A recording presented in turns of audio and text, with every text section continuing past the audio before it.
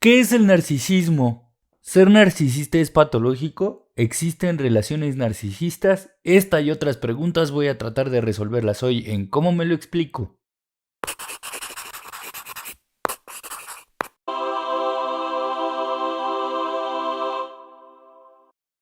Bienvenidos a ¿Cómo me lo explico? Un espacio en donde respondo las preguntas que siempre quisiste hacerle a un psicólogo, pero siempre tuviste miedo de preguntar. Y hoy vamos a hablar de un tema que ha estado muy de moda en redes sociales. Hay gente en otros países que ha escrito libros y ha hecho toda una carrera como influencers hablando de esta materia. Entonces vamos a hablar de algo que se llama narcisismo.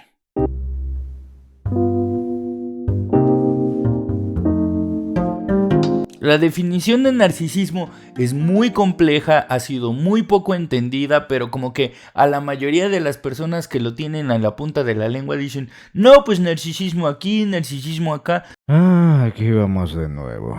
Pero ha sido un tema que se ha estudiado desde principios del siglo pasado y ha pasado por muchísimas definiciones. Y ahorita vamos a ver un poco de cómo se ha ido definiendo el narcisismo con el tiempo. Primero, hay diferentes aspectos del narcisismo. Está el narcisismo como mito, el narcisismo como rasgo y el narcisismo como trastorno.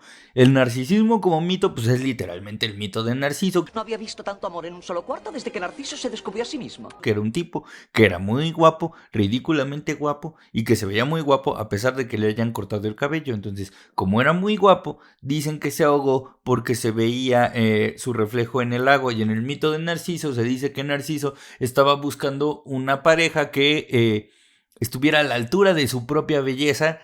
Y como no le encontró, lo único que estuvo a la altura de su belleza fue su reflejo y entonces murió ahogado. El mito nos puede hablar un poco sobre qué onda con el narcisismo, qué es esto, pero es totalmente diferente a lo que tenemos pensado o a lo que se está mostrando en los manuales de diagnóstico. Entonces vamos a hablar un poco sobre cómo ve los manuales de diagnóstico el trastorno de personalidad narcisista. Para empezar, un trastorno de la personalidad no es una gripa, no es algo que se quite de la noche a la mañana, es, digamos, la manera en la que está constituida la personalidad, si es que eso existe, y lo pongo entre comillas porque desde la teoría sistémica la tal cosa como la personalidad es algo muy cuestionable. Se habla de que hay un patrón general con las cuales las personas se relacionan con los demás y ese patrón general tiene que ver con la grandilocuencia o la grandeza, es decir, que son personas que necesitan adulación constante o reconocimiento constante y eso hace que en muchos de los casos tengan falta de empatía. Por eso nadie se sienta con nosotros en el recreo. Es decir, lo que les preocupa es que siempre tengan a alguien que los esté venerando. Muchas veces el tratamiento o el diagnóstico se tiene que dar por ciertos criterios clínicos y se ha pensado que el tratamiento más óptimo para el trastorno narcisista de la personalidad es por la psicodinámica, pero es porque la psicodinámica fue la primera en teorizar acerca del narcisismo, que si volteamos a ver las obras completas de Freud, Freud definía el narcisismo como aquel mecanismo por el cual la persona embiste a sí mismo como un objeto del propio afecto o es la manera en la que la libido no es el deseo sexual, la libido es la energía mental, por llamarlo de alguna manera, se regresa al sujeto mismo. Es decir, que toda la energía mental está dirigida a que a la propia persona que somos y a que nuestra persona sea la que se note o sea la que esté en el centro de atención. Y dado que los pacientes con este trastorno de personalidad tienen dificultad para regular su autoestima, necesitan ser elogiados constantemente para tener como los pies en la tierra y para mantener contacto con las personas. Digamos que el beneficio que obtienen de relacionarse con los demás es este reconocimiento constante y esta adulación constante porque eso hace que se afiancen en una relación con otros y les da un lugar en el mundo.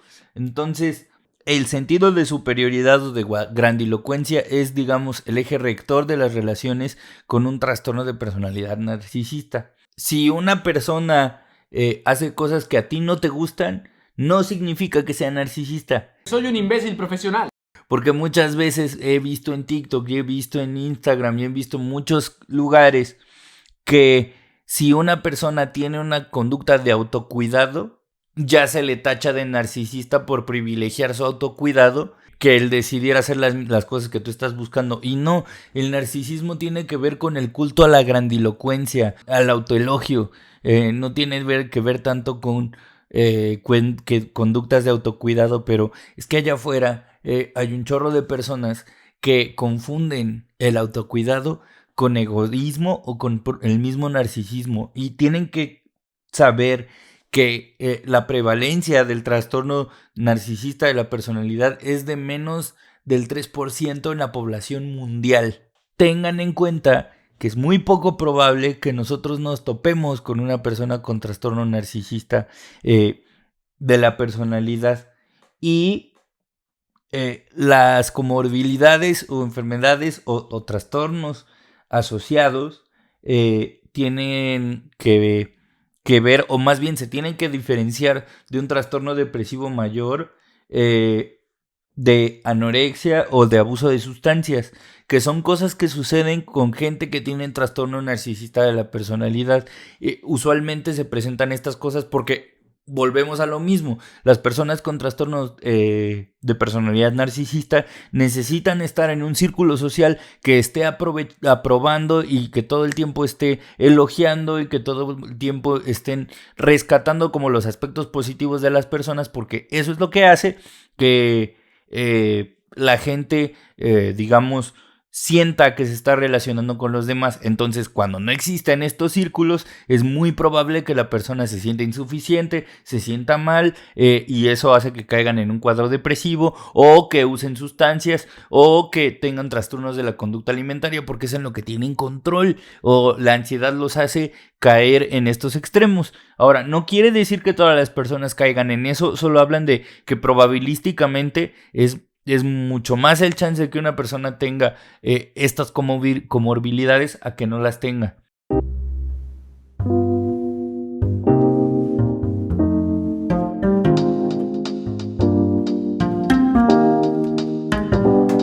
Entonces, básicamente, las relaciones que las personas con trastorno narcisista de la personalidad las establecen buscando el reconocimiento de sus habilidades, la grandilocuencia, sobrevalorar lo que saben hacer, o subestimar lo que hacen los demás. ¡Es la gran sensación de mi vida! ¡Soy el rey del mundo! El eje rector de sus relaciones tiene que ver con cuántas posibilidades tengo de yo ser reconocido en este círculo, o qué tantas posibilidades pierdo de no ser reconocido en este círculo, más que en el entablar una relación con base en conocer a la otra persona, con saber lo que la otra persona opina, porque cuando la otra persona opina y lo que opina no tiene que ver con algo chido de lo que yo puedo hacer, suelo sentirlo como una amenaza, o suelo sentirlo como un problema, o suelo sentirlo como un ataque directo. Entonces, las personas con trastorno narcisista de la personalidad es muy poco probable topárnoslas, y sobre todo en tiempos actuales es muy difícil encontrarnos a una persona, dado que todo nuestro entorno está facilitando conductas y actitudes que favorecen aspectos que tienen que ver con rasgos narcisistas. ¿Se acuerdan que al inicio del video les hablaba del el narcisismo como mito, y ahorita hablamos del narcisismo como trastorno de la personalidad, sea lo que sea que eso signifique? Pues, spoiler alert, todas las personas tenemos conductas y rasgos que tienen que ver con el narcisismo.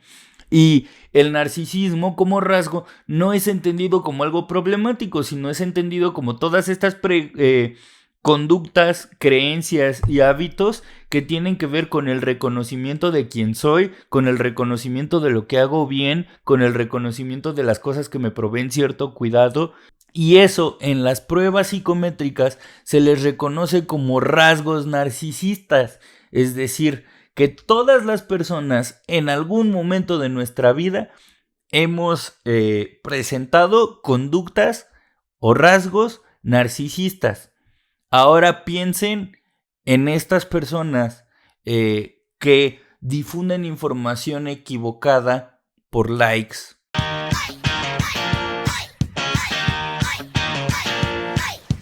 Pensemos en estas personas que venden productos en redes sociales por likes.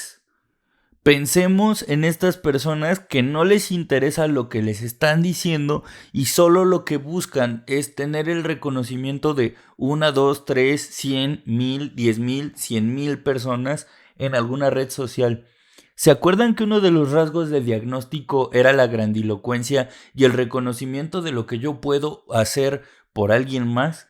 Estos ejemplos que les acabo de decir, ¿no les suena a narcisismo? No. Bueno, sí.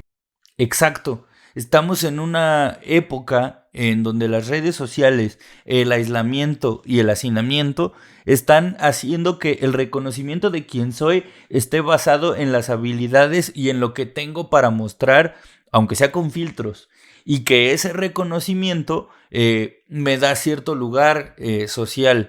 Y esto no es un performance narcisista. Se dan cuenta de por qué es peligroso andar señalando y diciendo esto es narcisista y esto no, cuando no existe un background de quién es la persona que tenemos enfrente, cuando no sabemos quién es la persona con la que estamos conversando, porque en realidad todas las personas en algún momento hemos tenido conductas que podrían caber dentro de la etiqueta de narcisista. La situación es que habemos personas que tenemos conductas que pueden ser catalogadas como narcisistas, pero su fin último o el fin último de estas conductas no es el reconocimiento de nuestra grandilocuencia, es el reconocimiento de una habilidad genuina que sí tenemos o de un trabajo que sí realizamos. Entonces, caer con esta facilidad de que cualquier conducta que tiene que ver con que yo me provee un cuidado o un reconocimiento es narcisismo, es un error. Porque el narcisismo, como trastorno, tiene que ver con una generalización en todos los aspectos de mi vida que tienen que ver con la grandilocuencia propia, con reconocer mis propias habilidades por encima de todo. Y pues ese trastorno de la personalidad es muy poco común encontrarlo. Ahora, cuando estamos en riesgo de estar frente a una persona que tiene estas conductas narcisistas, simplemente cuando veo que la otra persona desconecta a todo el mundo, cuando no reconoce lo que hace, lo que es o las habilidades que tiene, o que no pone a la par a ninguna otra persona que no sea a sí misma. Y que eso esté teniendo efectos en mi vida. O sea, que convivir con esta persona esté teniendo efectos en mi vida es una señal de que estamos corriendo riesgos. Ey, la vida es un riesgo, carnal. No de que la otra persona sea narcisista. Ojo, que yo estoy corriendo el riesgo de convivir con esta otra persona. Porque en el entorno hay muchas actitudes y conductas narcisistas que son bien vistas y que son bien vistas debido a que muchas personas están mal informando acerca de lo que es o lo que no es el narcisismo, porque al final el ser humano es un mamífero gregario que trabaja en grupo. Entonces cualquier cosa que nos diga que es mejor estar solos corre el riesgo de caer en una explicación que promueva el narcisismo, y hay que tener mucho cuidado con eso.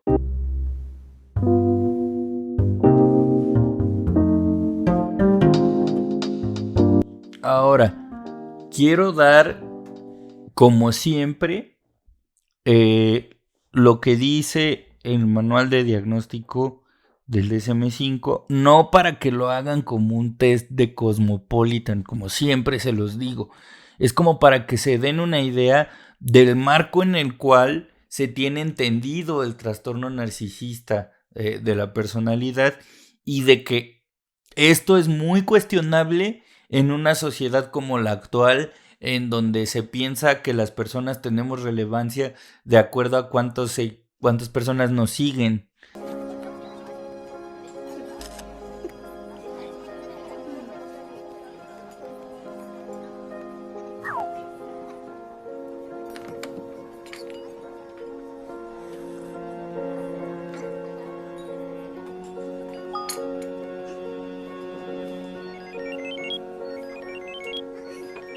creo que es momento de empezar a cuestionar cómo y por qué tengo las relaciones que tengo.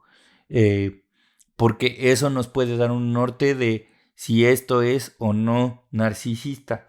De entrada, o el eje rector, es que hay un patrón persistente de grandiosidad y que ese patrón persistente de grandiosidad se vea reflejado en una falta de conexión hacia las demás personas, y este sentido de grandiosidad se puede notar como un sentido exagerado de la propia importancia o de mis propios talentos, preocupación o fantasías de logros ilimitados, creencia de que somos especiales o únicos, necesidad de ser admirado incondicionalmente, tener un sentido de tener derecho a todo, explotación de los demás para lograr los propios objetivos, envidia de los demás o una creencia de que los otros los envidian. Si se dan cuenta, el diagnóstico del DSM-5 está describiendo a cualquier mi rey emprendedor. Eso tuvo que doler.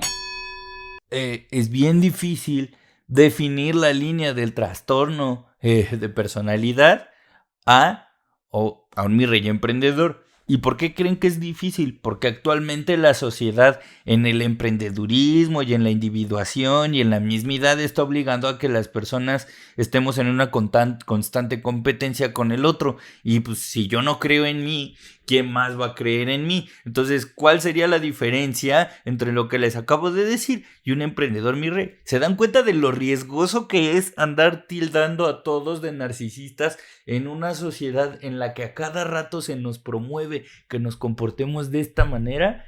Estoy de acuerdo con el desconocido. Híjole, no. O sea, yo incluso les diría, quítense de la cabeza que ustedes pueden detectar a una persona narcisista, neta. O sea, es un riesgo muy cañón, y es que la línea es muy delgada.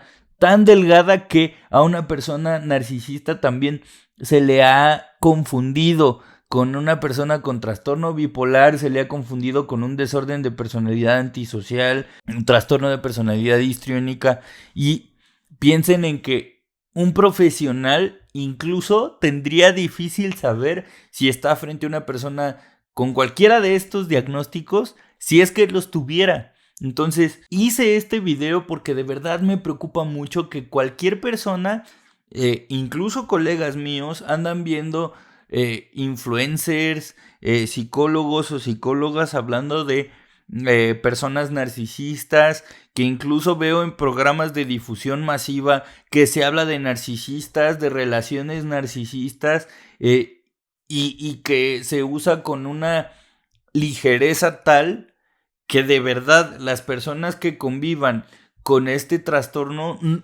van a ser invisibles si estamos usando a cada rato esta etiqueta, y que además no hemos volteado a ver que hay ciertos rasgos y ciertas conductas que se podrían tildar de narcisistas que tienen que ver con el autocuidado. Hice este video para hacer notar que el trastorno narcisista de la personalidad no es tan fácil de detectar, y que tampoco... o sea, que últimamente la palabra narcisista se ha utilizado como un estigma para señalar a las malas personas, cuando no.